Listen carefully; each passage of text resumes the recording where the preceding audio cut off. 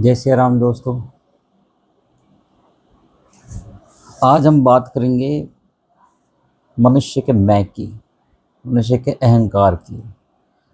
मनुष्य आज अपने आप से ही बड़ा हो गया है। उसको लगता है कि मैं ही सबसे बड़ा हूँ, मुझसे बड़ा कोई नहीं। वह अपने आप से ही बड़ा हो गया है। तो इसी प्रसंग में एक रामायण का एक छोटा सा प्रसंग है, वो बताना चाहूँगा मैं आपको।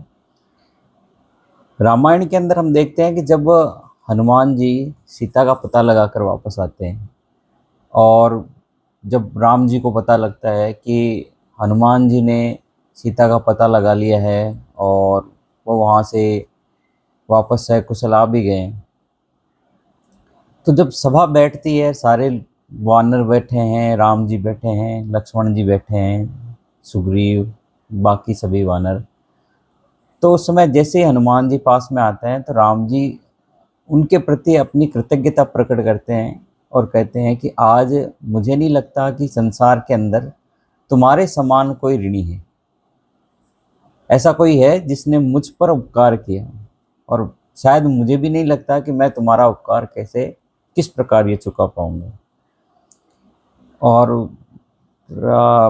चौपाई भी दी हुई है हनुमान जी को, जब वो कहते हैं कि तब मम प्रिय भरत सम भाई, कहा कि तुम मेरे लिए भरत के समान सबसे प्रिय भाई हो।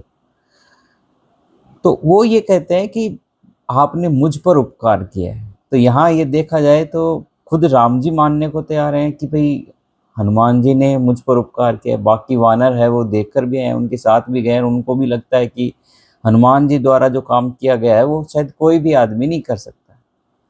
परंतु जब ये बात हो रही होती है उस समय हनुमान जी श्री राम जी के चरणों में बैठे होते हैं, और मजे की बात यह होती है कि उनकी आंखों में आंसुओं की धारा बह रही है। और जब राम जी पूछते हैं कि भाई आपने इतना बड़ा काम किया है, आपने मुझ पर उपकार किया है और आप इस प्रकार विलाप क्यों कर रहे हैं, तब हनुमान जी कहते हैं कि प्रभु ये मैंने आप पर उपकार उपकार नहीं किया है, ये आपने मुझ पर उपकार किया है। ये जो लंका जलाना है या समुद्र लांघना है, जो आपके अनुसार मैंने किया है, अगर आपकी कृपा होती तो मैं नहीं, यहाँ बैठा कोई भी वानर है ये कार्य कर सकता था। आप चाहते थे कि भविष्य के अंदर इस कार्य के लिए किसी को क्रेडिट मिले तो वो मुझे मिले। अगर संसार समुद्र लांघने के विषय में या लंका जलाने के विषय में किसी को याद करे तो वो मुझे याद करे। तो ये तो मैंने आप पर किसी प्रकार का उपकार नहीं किया है, ये तो आपने मुझ पर उपकार किया। तो कहा जाता है कि ईश्वर की जो कृपा है वो हम पर होती है, तभी हम किसी कार्य को संपन्न कर पाते हैं, अन्यथा हम किसी भी छोटे से भी कार्य को संपन्न कर पाने में सक्षम नहीं है। तो ईश्वर की इस कृपा को भूलना नहीं चाहिए और कभी भी अपने आप को दूसरों से बड़ा नहीं मानना चाहिए। ये तो ईश्वर है जो उस कार्य के लिए हमें चुनता है।